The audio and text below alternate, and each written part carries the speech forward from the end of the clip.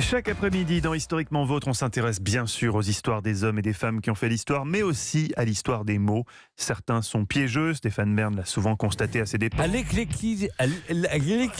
Certains mots sont piégeux. Néanmoins, chaque jour, Stéphane, c'est à vous que revient l'honneur de clore notre émission avec notre rubrique Les fins mots de Stéphane Bern. Aujourd'hui au programme. Oui, comme vous, Mathieu, j'aime citer les grands auteurs et parmi eux, il y en a un qui on ne rend pas assez hommage, c'est le rappeur Black M. Mon exemple daron, le chef, le vrai patron, sans lui je tourne en rond. Je vois bien écouter ça voilà, dans votre voiture. Comme sa chanson, le plus fort du monde, dans laquelle il dit, je le cite, vous l'avez entendu, je ne vois pas le futur sans mon père, c'est mon plus grand repère, mon exemple, le daron, le chef, le patron.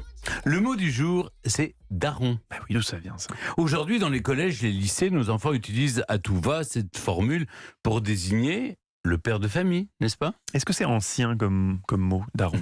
Non, Mathieu, ce n'est pas ancien, c'est très ancien. Pensez qu'au XIIIe siècle, un daron est une petite forteresse. Puis au XVIIe siècle, l'expression désigne le maître de maison. Au siècle suivant, c'est le père ou le patron. Et enfin, au XIXe siècle, le daron, c'est le tenancier d'une maison close. Chose aussi étonnante qu'amusante, le daron désigne donc un personnage louche, mais aussi un préfet de police.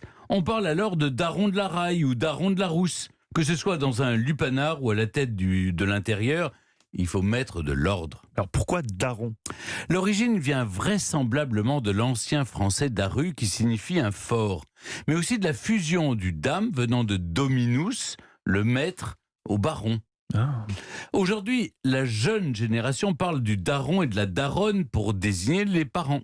À un frère un peu trop autoritaire ou un ami un peu trop relou, on dira « fais pas ton daron ».